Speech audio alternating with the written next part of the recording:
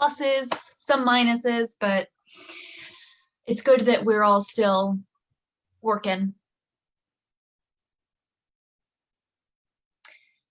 All right, I've got the red light. That means that we're now officially live on Facebook. So hopefully folks will start tuning in.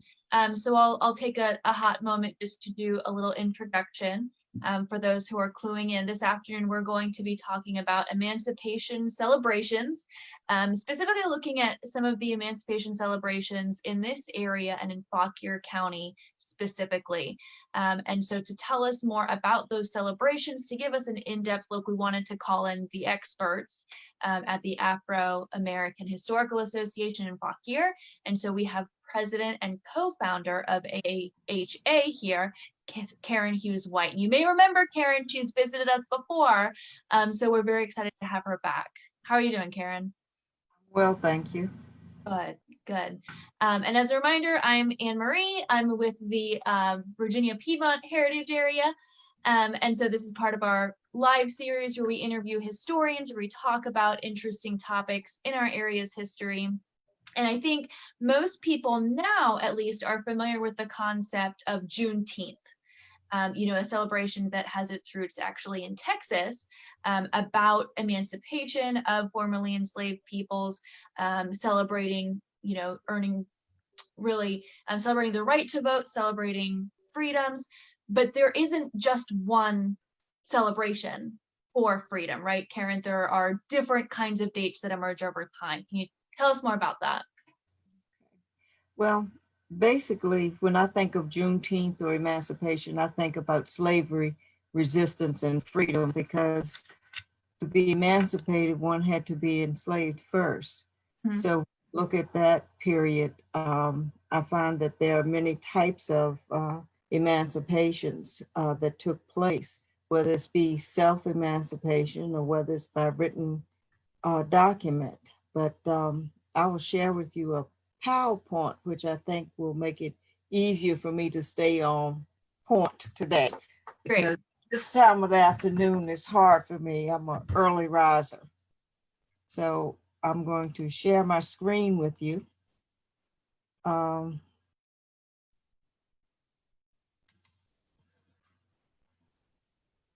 let's see if I can do this. From the beginning. Got it. Okay. So first of all, let me say again, good afternoon to everyone. And we here at AHA thank the Virginia Piedmont Heritage Area for the opportunity to be able to share this afternoon emancipation celebrations in Fauquier and beyond. Of course, over the last month, many people have been reintroduced or introduced to the term Juneteenth. And we know that in 1865, June 19th, Union General Gordon Granger arrived in Galveston, Texas, informing the enslaved African Americans of their freedom and the end of the war, end of the Civil War. Now, this occasion has been celebrated as Juneteenth for over 150 years. Of course, Juneteenth is not the day that all enslaved people were freed or the day that slavery ended. Juneteenth, however, commemorates African American freedom. So we're going to walk back in time just a little bit. So we're going to start with around 1860. We may go back a little bit further at different times or fast forward, just depending. But in 1860, Fauquier's population was probably about 50-50, 51% African American, 40% were enslaved. So you had over 10,000 people that were enslaved. And I have an extra digit in that number there. Just forget that one. Yep. But the free people of color, we know that there were 821 and there were 10,430 whites. And of that, we had over 1,100 slaveholders in the county itself. When you think of emancipations, you have to realize people gained their freedom by different means. There were written documents such as deeds, wills, even acts of merit that would allow one to petition for that freedom. Thomas O.B. Carter emancipated 58 people in 1841. Elizabeth Blackwell in 1859 emancipated 87, and her brother John Fox emancipated over 290 people. So in Fauquier, you also had emancipators. What is strange about this, where some people emancipated on their deathbed or when they were fixing to leave us here, and others decided to just leave them within the family, and they just transferred, quote unquote, their property to others. There were people that also purchased their freedom. And of course, the laws were very strict during this time frame, where some people were able to purchase people of other color. Early on in colonial America, the laws were outlawed. That was no longer a common practice. You had to only purchase other people for enslavement or indentures if they were of the same race or color. Then they stopped allowing one to purchase or emancipate anyone outside of their own family. So often family members would purchase their family members and keep them in bondage, quote unquote, living within the margins of the law. Right. That is to be able to hold and to keep family members together. If they had emancipated them, they would have had to pay their passage out of the Commonwealth of Virginia. Right. It was they were given a period of a year, right? And if they were 6 months to a not gone year. in a year, yeah. Yeah, that's true. And of course, you had some people that were born free, depending on the status of the mother when they gave birth. And that started as early as 1662. Some emancipations you would find recorded in the deed books. This is a copy of a grantee index to the deeds in Fauquier County, where they had the grantee would be the enslaved person, and the grantee would be the person that is going to emancipate them. 1812, Sam Johnson's Manumission or Emancipation is recorded in the county record book. Now, of course, he's going to want to emancipate his wife and his son and daughter. Finally, in 1837, Johnson does a deed that he's going to emancipate his daughter, who is Lucy Malvin at that point. She had married Spencer Malvin. Samuel Johnson had petitioned for his freedom to remain here in Virginia, and was granted. Then he finally had petitioned for his wife and daughter to remain on numerous occasions, all the way up through the 1830s. By 1838, Lucy's also petitioning, and she's saying that her husband, Spencer Malvin, she had been married to him for over 7 years, and she bore him 3 children during that time frame. And after the disturbance in Southampton, Spencer became dissatisfied, and he insisted on moving to a free state. Now, let me give you a little background. Spencer was a born free person, but in 1819, when he was 15 years old, he was indentured to William Patty. Supposed to be indentured for 21 years. Until he became 21 years old. And he was doing the trade of house joiner and carpenter. And at the end of it, he was supposed to receive $12, which would be his freedom dues. Now, Spencer did leave. Now, that disturbance they're talking about, that's Nat Turner's rebellion. Right. Spencer did leave the area, and Lucy did become free. Let's fast forward to Virginia succeeding from the Union during the Civil War. This happened on April 17th, 1861. Immediately thereafter, there were impressment laws that forced slaveholders to send their enslaved labor to assist the military. Now, of course, there were different time frames when these different things happened. You had the first draft of Negroes as laborers, the second draft capped the sealing of the slaves that would be impressed, and the third exempted counties where impressment would materially affect the agriculture production. So you had different things that was going on that governed how everything was going to happen. By May the 23rd, 1861, we know the story of General Benjamin Butler, who had accepted 3 enslaved men at Fortress Monroe, and that became known as the contraband. They became known as the contraband of war. And from that point on, we found that there were different sketches that were done to mimic what was happening at that time frame. It was a way of getting the word out to different people.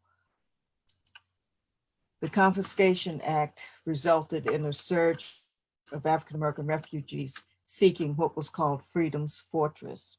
1861 Harper Weekly depicted a stampede of enslaved people seeking freedom at Fort Monroe, and this is a copy of that. And during this time, like obviously we're seeing it being reported in the national newspapers, but it's mostly folks who live in and around Fort Monroe who would be, you know, freedom seekers who go to the closest possible place, right? Just wherever they hear, wherever they see that freedom is possible, they go to that place. Is that right? But for this point, but remember that because Granger was military, not Granger, Butler, military. Right. So they're going to look for military. And this is the same thing happening here, where they're attaching themselves to assist now the Union Army. Mm-hmm. And eventually the Union Army established a policy for providing wages, food, and clothing.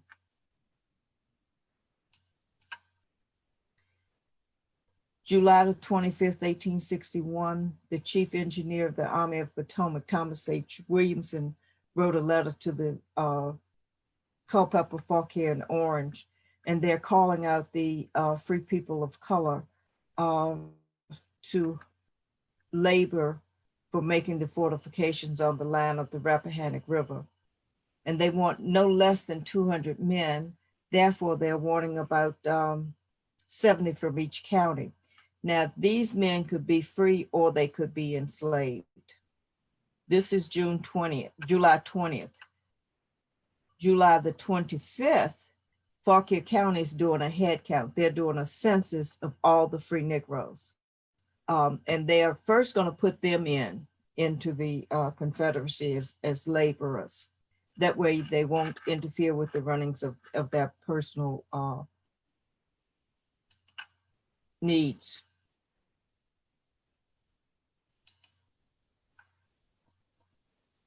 What we find with this letter is with the listing here, they give them names, but they also give the names of the people where they're working or where they're living. So you can almost map out where these people were, which I think is a added bonus to learn more about the people that were involved with this. Then in October 13th, 1861, Williamson wrote another letter. This time he's calling for the people to go down to Manassas to dig entrenchments against the invading army.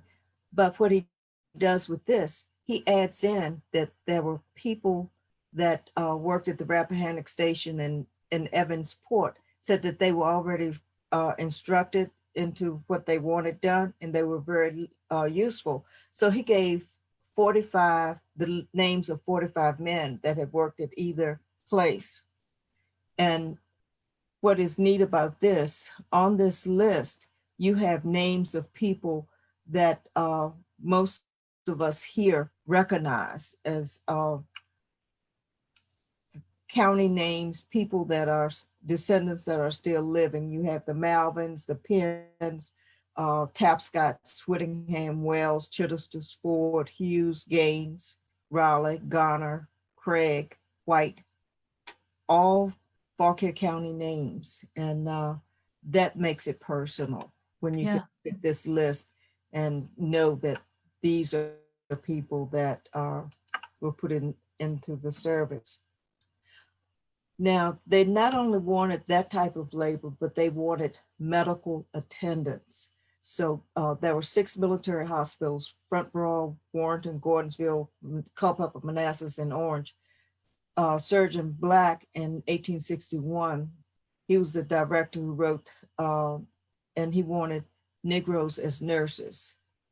And in December the 28th, he said that if you are unable to hire or press, try the adjoining counties. And then finally he says, get them by any means necessary, wherever they are found. Press them, and exertion must not be spared.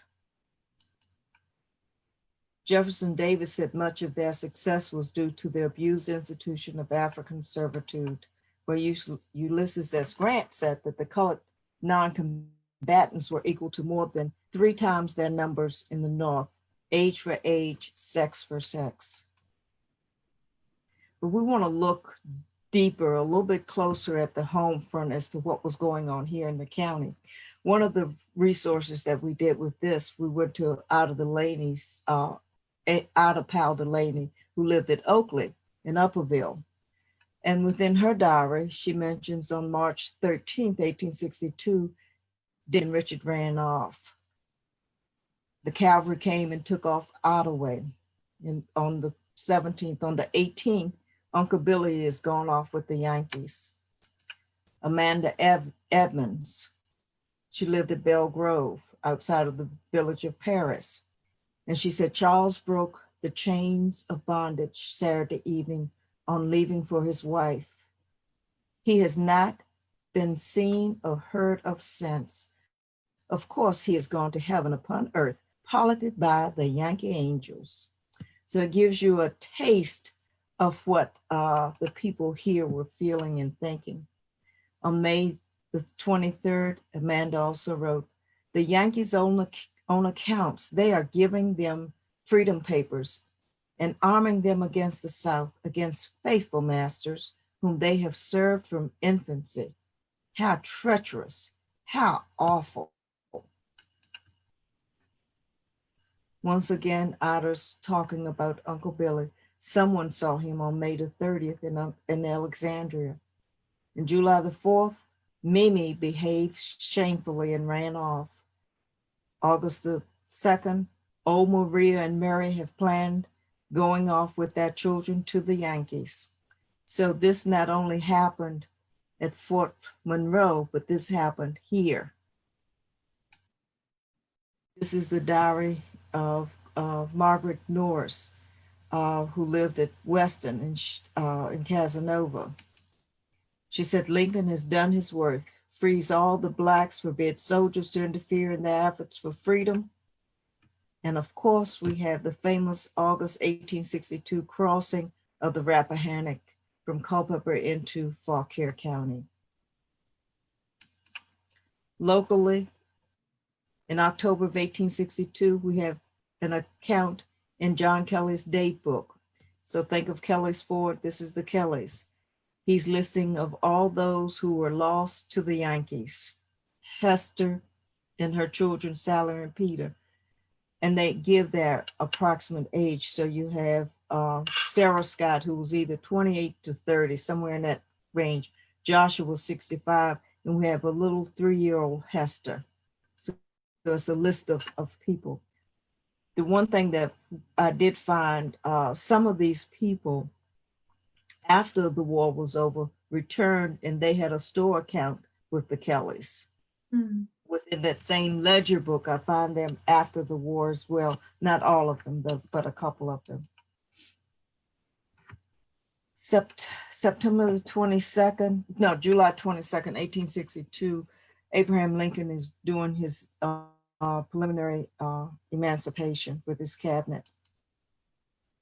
December the 31st, 1862, Watch Night, Waiting for the Hour, painting by William T. Carleton, where African-American men and women crowded around a single pocket watch, waiting for the clock to strike midnight, waiting for freedom.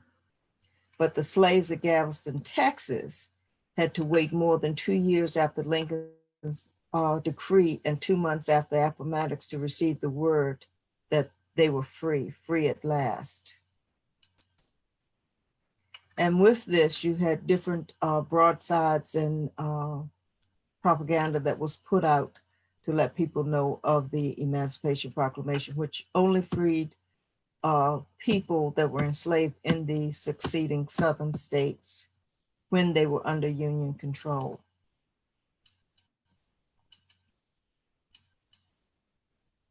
And of course, this is a copy of the painting that was put up on like a cardstock and then later hung at the White House. Resistance continued after the Emancipation Proclamation. People continued their quest for freedom, seeking to reconnect family and loved ones. In Warrenton, this is where the Warrenton Baptist Church on Main Street is. There's a scaffolding around that steeple there. In February 1863, within the minute books, they talk about their colored brethren who had gone off to unite with their Yankee friends and that their names would be listed in their roll book. And from their roll book, we have their names. And over here, they have Yankee and Gone beside them. Francis Gray Diary in 1863. Every servant left last night, 17 in number. 80 left in Warrenton. Kitty and her child left last night. Aunt Lucy seems faithful, but I don't trust any. Emily, Minnie, and Millie left last night for Yankee freedom.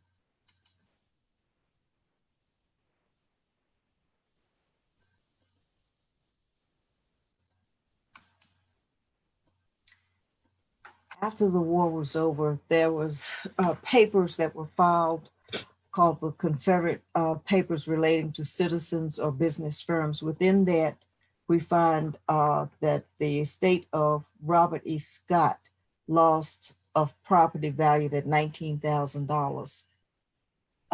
And this is the enslaved property that were lost to the Union Army. There were 18 enslaved people of color ranging in age from 30 to 2 months old. They were abducted and harbored by those representative of the Union Army. This you'd be able to find on fold 3. This is a call for colored troops to join. First, the African Americans were able to join as volunteers, and after the volunteers kind of slacked back, then they imposed the draft. So now they're wanting people to come in and to assist within this battle that's going on. And then you had the USCTs.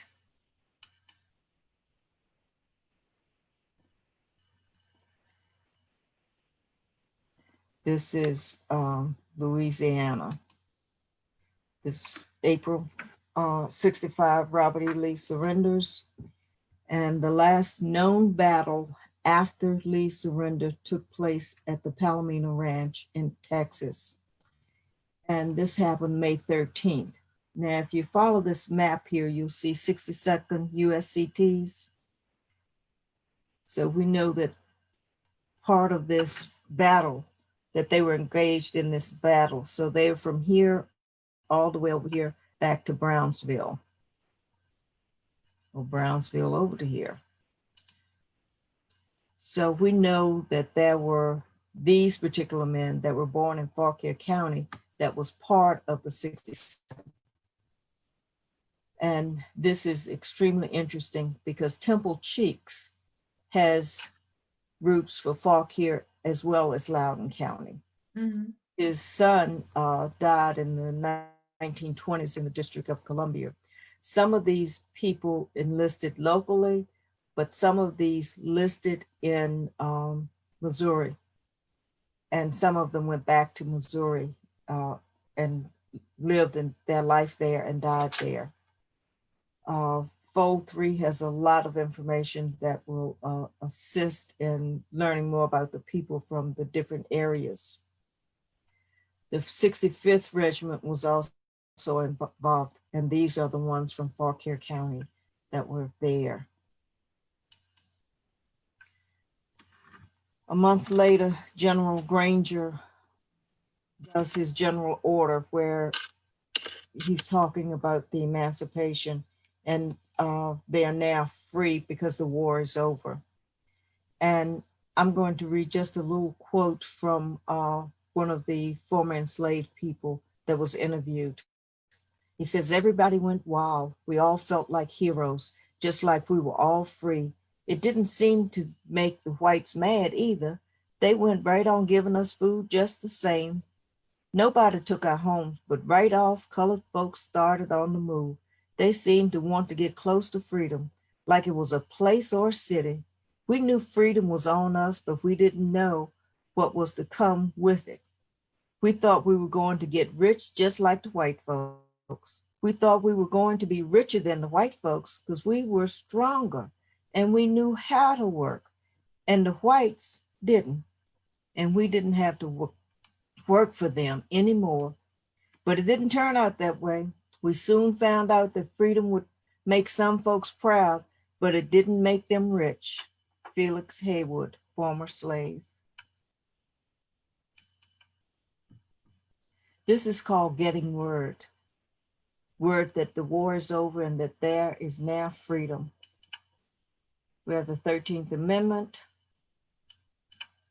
And then from that, May 12th, 1866, this is the celebration of the abolition of slavery in the District of Columbia by colored people in Washington. Now, this is dated April the 12th, but Washington celebrated April the 19th, and they continue to celebrate April the 19th for Emancipation Day. However, in Texas and Galveston and areas down there, they're celebrating Juneteenth, June 19th, when that word came, when someone got the word. From the 1860s right on through 1910, Willow Grove was the first public space in Austin where the city's African-American community gathered for the Emancipation Day, known in Texas as Juneteenth. These are more pictures from that celebration, the 1900 celebration. In Culpeper, celebrations were September the 22nd, when it was announced that there was going to be an emancipation on New Year's Day. So you had a group of people that celebrated there, which would be Culpeper all the way down to Alexandria, as well as Fauquier County would be involved in that. And Alexandria was selected as the place for the next celebration, which would have been September 22nd, 1899. And at this 1898 celebration, they said it was the largest gathering in Northern Virginia. The city of Culpeper crowded with over 10,000 visitors. In 1899, September 17th, Fauquier was supposed to have a parade. It never happened the way they had expected it to happen.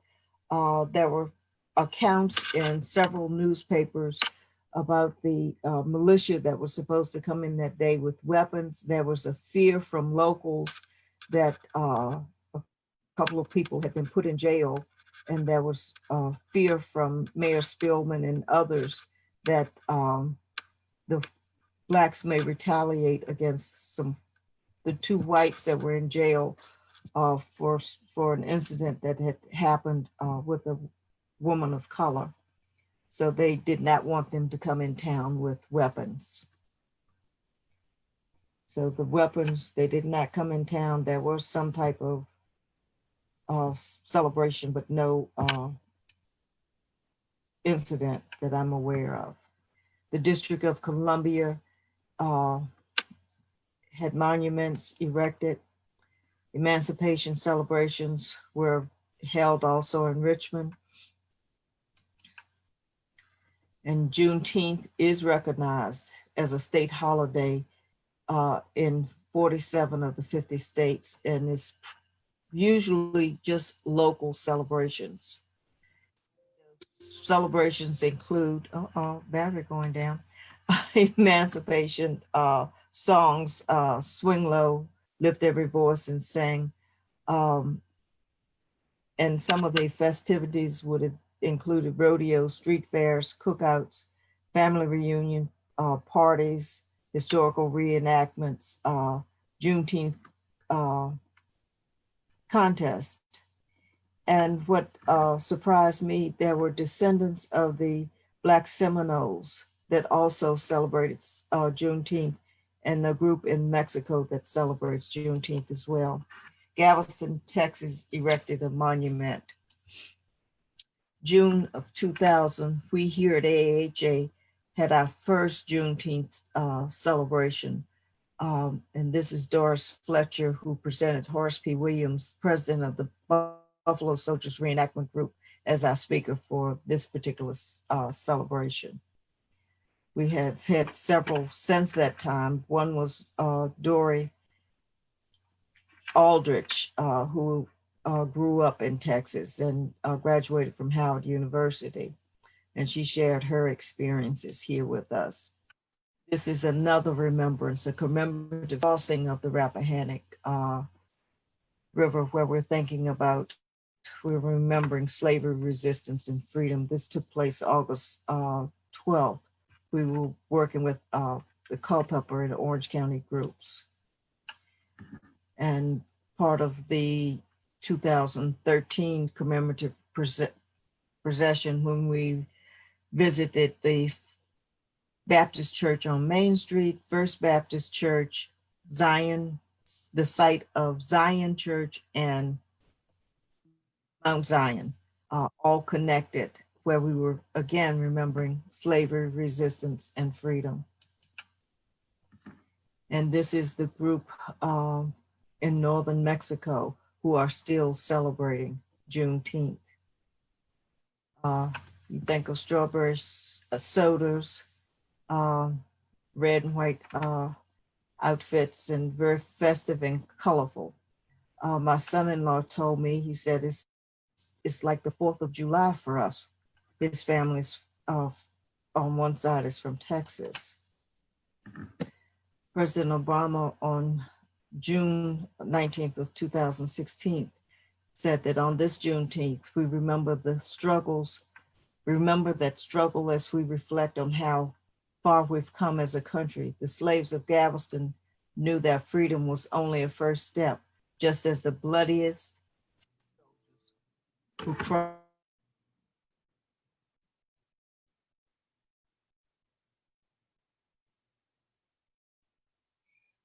I think Karen's battery may have just popped out. We will return with Karen in a moment to finish our talk and to ask some questions about emancipation celebrations and about some of the celebrations that we see still going on today.